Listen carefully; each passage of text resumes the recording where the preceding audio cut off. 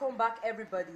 It's your aunt girl the way from Cairo. Yes, it's very late at night. I'm supposed to be sleeping by now, but though, okay, and we thank the Lord Almighty pertaining to Sunday, our Sunday Igbo Osha. Two elders, one elder, one Oba, as you know, just like the Benin Republic is asking them just to show proof that they are standing for Igbo Osha.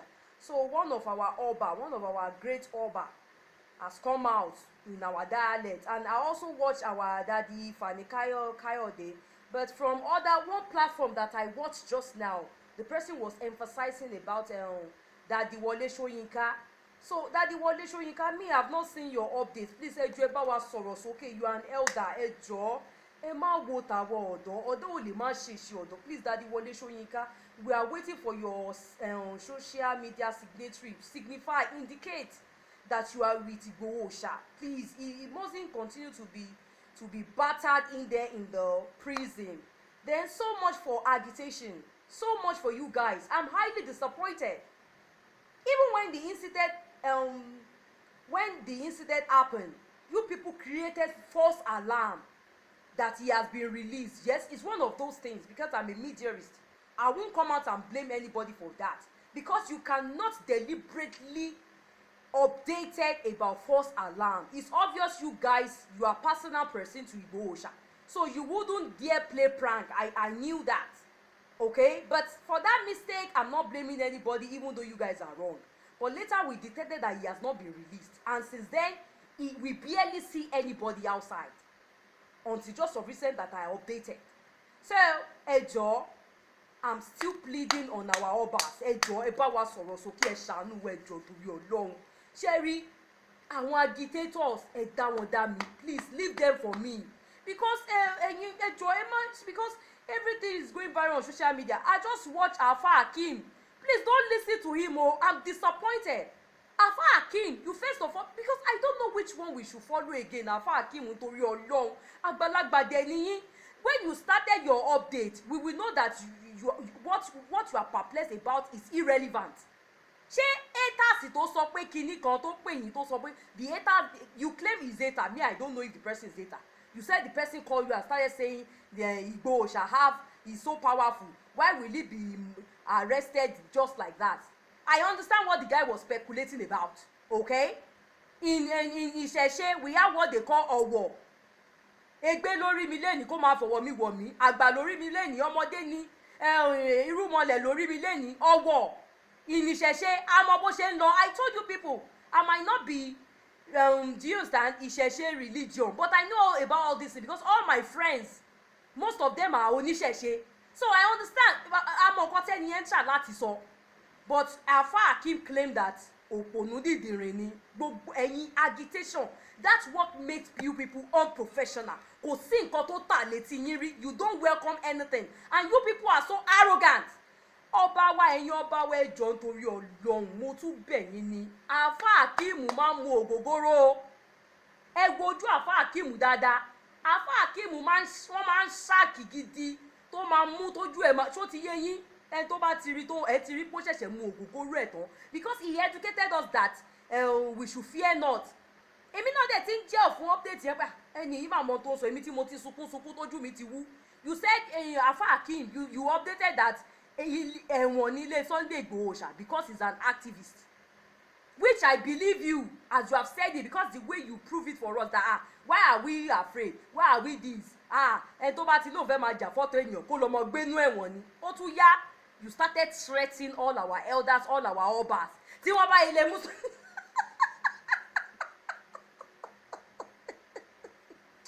ẹ wo gọ́fàmẹ́ǹtì àti ọba sí. Alfa Hakim máa ń mú ògógóró mu gbaná.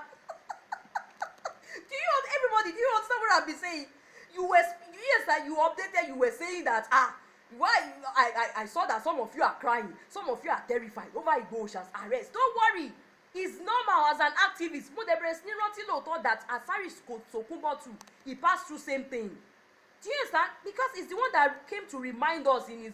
Alfa Hakim was trying to tell us that bí Igbo Osha ṣe wà àfikún mọ gbénú ẹ̀wọ̀n bí ọ̀bọ. He should start. He said prison is Igbo Osha's house like a monkey. because Igboho Oòṣà is an activist, so it's a normal thing for activists to be arrested. Ọ̀rọ̀ yẹn fa ọgbọ́n yọ, mo fi Ọlọ́run búra. Bínú Afa Hakeem ṣe ń bí mi tó, mo rí ọgbọ́n. I was seeing sense in what Afa Hakeem was, but along the line agitators ṣe ṣí èrè ni. Ẹ tún máa lò gbójú.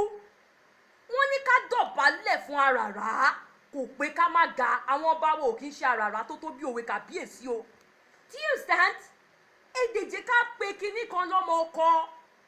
Ṣó ti yé wa? Do you understand? Àwọn ọba wa now we need them. Ọba Olúwo tẹ́tí títí Àkàndá Wíkoko lórí burúkú máa ń ṣàǹfààní tó ti bú ọba tó ń yọ ẹ̀ṣẹ́. Ìwọ fún rẹ Àkàndá Wíkoko kó tètè jáde báyìí kó lọ máa romance ọba Olúwo. Ọba Olúwo ẹjọ́ yeye ọmọ ní gbọmọ. Ọba Olúwo ẹjọ́ kàbíyèsí irúkẹ ní gbọ̀rún mi lẹ́yìn ọba ìdìde ṣe bẹ́yìn lẹ́lẹ́ fẹ́ràn Sunday Igboho Oòṣà. Ẹjọ́ kò ná yín ní nǹkankan ọmọ yín ni. Ẹ má ro ti Afa Hakeem, wọ́n pọ̀ bẹ́ẹ̀ yẹn àwọn agitators. Ọlọ́run ló mọ tó ń ṣe wọ́n. Ọlọ́run ló mọ nǹkan tó ń mu ní kọ̀rọ̀. Afa Hakeem tó ti ń advice wa bó tiẹ̀ ṣe pé you think you are shading me òpònú kan. Nobody call you, swear by your Quran Afa Hakeem.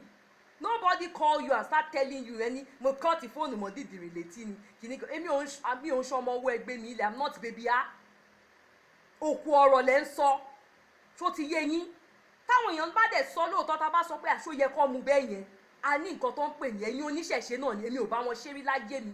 Yes, my friend are into ìṣẹ̀ṣe, but I've never used charm in my life. But our first security, night security ọlọ́dẹ alẹ́ tí bàbá mi kọ́kọ́ gbà Brother Adéníyì, ọmọ oníṣẹ̀ṣe ni. Ògún ni bàbá ẹ̀ ń bọ, àwọn ọlọ́dẹ wọn máa ń pajá sóògùn ni, Ògún ni wọ́n ń bọ. Is the one that make us know all these things. Even Brother Adéníyì, wọ́n máa ń dọ̀fẹ́ tó máa ń disappear. It's so powerful that he can do you understand? So òun ló já wa sí gbogbo kinní. Ó jẹ́ ká mọ tìgbálẹ̀ ọwọ́ náà tó máa ń fi sílé tí olè bá wá sílé yẹn á gbálẹ̀ kúrò. Ló jẹ́ ká mọ tààrà náà pé téèyàn bá jalè tí wọ́n mọ ẹni tó jalè yẹn wọ́n á rán àrá sí ẹni yẹn máa ṣẹ̀ sí ni tó máa kú tó yẹ pé gbogbo nǹkan tó jí ó máa wà lórí ọ̀hún. Òun ló jẹ́ ká mọ tí wọ́n máa ń ró òkú náà níṣẹ́ ìdálẹ̀ Yorùbá. Gbogbo kinní nígbà tó ń bá wa ṣiṣẹ́ ni ọ̀gá yìí ti jẹ́ ká mọ̀. Do you understand? When people are talking, tọ́rọ̀ èèyàn ò bá tiẹ̀ fa ọpọlọ yọ Afa Hakeem and other agitators, ẹ má máa ju àwọn ọ̀rọ̀ èèyàn dànù. Problem tí Àkàndá Wíkoko tó máa ń ní nìyẹn. Ó máa ń rí rẹ̀ to be much. He's so full of himself tí kò kí n entertain any other idea. Kíní yóò dẹ̀ da ọdún nínú àwọn update ẹ ṣe ní ìsìn tí mo wò ẹ ti make àwọn changes kan tí mo bá yín jà fún tẹ́lẹ̀. Orí mi dẹ̀ wù. Do you understand? Èmi ní ìsìn ẹ̀ẹ́dẹ́ tún ṣe yìí tẹ́ sọ ẹ̀ èmi rí yín sí ẹni tó ti ń ṣá ògógóró tó kàn ń sùn tó ń mu ògógóró tó ń sùn tó. You don't address people like that. Ewu bẹ ṣe ń bá àwọn ọba sọ̀rọ̀.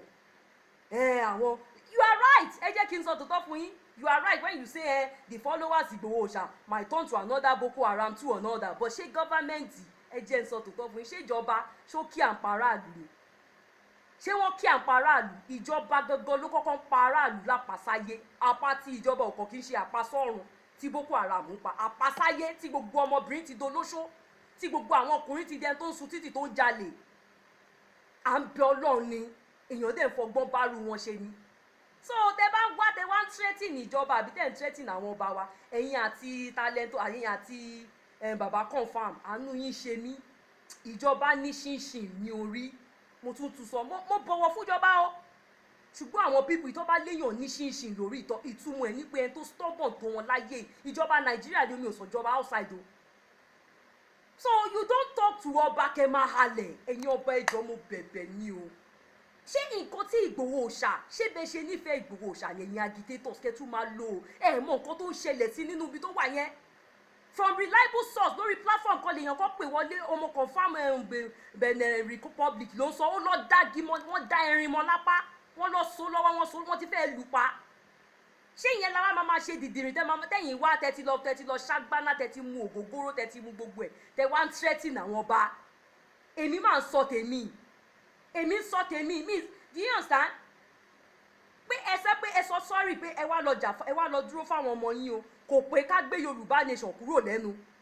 Mo ń sọ tèmi gàlìgàlì tó ń ṣe gbogbo yín èmi ò mọ tó ń gbénu yín àwọn ọba iná lẹ ti bú sẹ́yìn àgàgà Olúwo kí Awíkoko kó jáde ní ìsìn bí ò tiẹ̀ lè pa àwọn ọba yòókù kó bá wa romance Olúwo síta because Olúwo has volunteered himself before. Aṣọ Ọlọ́run fún rẹ̀ ló ń ran sí Ìgbòho ṣàǹgbà yẹn tí gbogbo ayé nírọ́ o. I'm so much for agitators. I am fed up of you. Do you understand? We might be the same tribe, but bẹ́ẹ̀ ṣe máa ṣe kọ́lọ́ọ̀kú calm down spirit yín ẹ̀mí on top nothing. Ẹ̀yin ewu ní bí afá Ọlọ́run tiẹ̀ ní nǹkan kan tí our sweet Sunday Ìgbòho ṣá tó lè máa emulate inú ayé yín bí ẹ̀mí àdàbà. Nǹkan ó lè jọ pé ó ti bàjẹ́ ó ti bàjẹ́. Ṣé lẹ́yìn ilẹ̀ ń fọ̀rọ̀ Ọlọ́run bọ́ àwọn èèyàn ẹ̀yin lẹ wá ń ṣe bíi tọ́ọ̀gì ẹ̀rí bẹ́ẹ̀ ṣe ń ṣe ni sáwọn ọba. Òótọ́ lẹ́sọ̀ a lè ní Boko Haram reloaded kó jẹ́ South West lọ́ máa múlé sí bó ṣe yẹn kan ìjọba. Àìmọye ọ̀pọ̀lọpọ̀ ẹ̀mí tó ti ṣòfò kí ni ìjọba ṣe sí? Àfáà wa tẹ bá ń sin ẹ máa ríran ẹjọ́ torí Ọlọ́run. Àìmọye ọ̀pọ̀lọpọ̀ ẹ̀mí tó ti ṣe òfò kí làwọn ìjọba ẹ̀rí ṣe sí?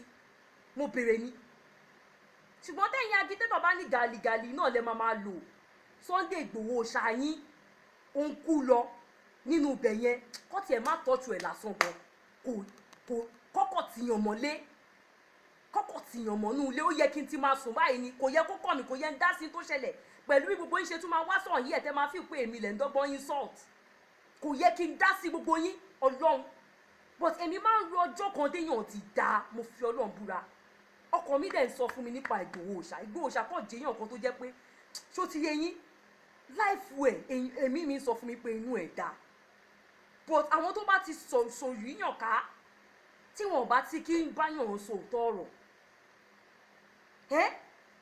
ẹ̀yin tẹ pera yín ní èèyàn Ọlọ́run ṣé gàlìgàlì lọ́rọ̀ wá kàn ewu bẹ ṣe ń bá àwọn ọba ẹ̀ sọ̀rọ̀ tó ẹjọ́ Ọ̀jájá ẹjọ́ ẹtúyáyá ẹta sí ẹjọ́ ọmọ yín Ìgbòho ṣá ẹ wo ṣé rí akọ̀ǹsọ ní gbogbo ètò ẹ̀ ń ṣe kọ́ ló máa help èèyàn bá wọ ẹjọ́ tí àwọn agídétọ̀ kan mo bá ti yín mo bá wọ ọba aládé kábíyèsí olúwa mi Ìgbòho mẹ́kùn ọba gbogbo àwọn ọba nílẹ̀ Yorùbá Ọ̀jájá kábíyèsí olúwa mi ikú bàbá yèyé ẹjọ́ mo ti ẹ̀ mọ̀ àfi tó bá pẹ́ torí pé ẹ̀yin ti darúgbó ó yẹ kó gbé yín kùjẹ́kùjẹ́ kẹ́ sáré ṣe fídíò ẹjọ́ láti ààfin Ọ̀yọ́ mò ń kí àwọn tààfin Ọ̀yọ́ ẹjọ́ nítorí Ọlọ́run kábíyèsí wa àti rí àwọn àgbà méjì ẹjọ́ ó ń pé lọ Ọlọ́run ti ẹ̀ mọ̀ sí Ọlọ́run gan ní kí n sọ fún Ìgbòho ṣá pé ìjọba ò ṣẹ̀ṣẹ̀ máa gbé èèyàn pé bó ṣe gbé Dáníẹ́lì náà nìyẹn bó tiẹ̀ ṣe pé inú ìjọba ò wá dùn sí torí pé wọ́n dàbí ọgbọ́n ni wọ́n ti mọ̀ pé ọba ìgbà náà ó fẹ́ràn Dáníẹ́lì wọ́n lu àrékérekè àwọn nǹkan tó ti mọ̀ pé Dáníẹ́lì ò lè má ṣe wọ́n ní kọ́ba yẹn ṣòfin ìyẹn ò mọ̀ pé ó bá Dáníẹ́lì tóun nífẹ̀ẹ́ wí wọ́n ní kó ṣòfin pé kò sẹ́ni tó máa jẹun lóru mọ́ mo fi ń ṣàkàwé ni o wọ́n dẹ̀ mọ̀ pé Dáníẹ́lì ò lè má jẹun lóru ọba náà kò rí Dáníẹ́lì tán ó kàn fẹ́ràn Dáníẹ́lì tiẹ̀ pọ́ ọmọ Ọlọ́run ó bá ṣòfin ẹnikẹ́ni ò gbọ́dọ̀ máa yàgbẹ́ lóru mọ́ bọ́ta o but ìyẹn ò lè má ṣe torí iṣẹ́ tó ríran ni bó ṣe ní kọ́ lọ tì òun náà mọ́nú ṣùgbọ́n a dúpẹ́ lọ nǹkan tí mo gbà nìyẹn nígbà tí mò ń fi ọ̀rọ̀ Ìgbòho ṣà nínú àdúrà tí mo fi ń ṣọ́nà ẹ̀mí Ọlọ́run jẹ́ kó yé mi pé òun kọ́ ni àkọ́kọ́ tọ́dẹ̀ bọ́ ọ̀tá láyọ̀ àtàlàfíà ṣùgbọ́n tọ́lọ́ ń bá fún wa ní mẹ́sẹ̀jì tó dájú náà mi ò ní purọ́ lórí ọ̀rọ̀ Ìgbòho ṣà kì í ṣe irú ìwà pamínkú táwọn èèyàn ẹ̀ ń wù yìí ẹ̀yin náà wo bí mo ṣe ń làágùn kì í ṣe irú ìwà pamínkú tí wọ́n bá pa olódi Sunday Ìgbòho ṣàlẹ́ni ẹ̀yin ni kì í ṣọba torí ẹ̀ ń sẹ́ pé Boko Haram reloaded ń bọ̀ ìyẹn kọ́ ló máa dẹ́rù bá àwọn ọba àbíjọba bẹ́ẹ̀ ṣe ń rò pé ẹgbọ́ngbọ́n tí ilé mi á máa wá ní màá máa sòótọ́ ń bì báyìí you are the cause gbogbo tó ti ṣẹlẹ̀ sí Sunday Ìgbòho ṣàdìsìn náà ẹ̀yin lẹ́fà torí pé gbogbo nǹkan kò sí tó lópin nǹkan tẹ̀dá bá jẹ́ láyé Ọlọ́run lè kẹ́ Sunday Ìgbòho ṣà nínú ọlá àti agbára lóòótọ́ ibi títí ẹ pín sí tẹlòmíì ti bẹ̀rẹ̀ ṣùgbọ́n ẹ̀yin tẹ́ súnmọ́ ẹ jẹ́ kó yé gbogbo ibi tó délé ní náà tí gbogbo wa ń sá kàbàkàbà kiri ẹ̀yin agitators náà lẹ́fà ẹ jọ̀ọ́ ó wá tó kẹ́ jáwọ́ bá ẹ jọ̀ọ́ bó ṣe ìrẹ̀lẹ̀ yìí bó ṣe 25 minutes lẹ máa fi nírẹ̀lẹ̀ táwọn ọba máa fi dìde fún titi wa fún ti Ìgbòho ṣá ẹ jọ̀ọ́ ẹ stop gbogbo ẹ̀mí pé kéèyàn ti high yìí kó ti hyper yìí ẹ stop ẹ hand dídé olú all the way from Cairo. I love you guys on do you understand the Yoruba struggles the Lord will continue to be with us share agado go ẹ̀yin agitators ẹ̀yin ọba ẹjọ ẹ dìde it is where ẹ dìde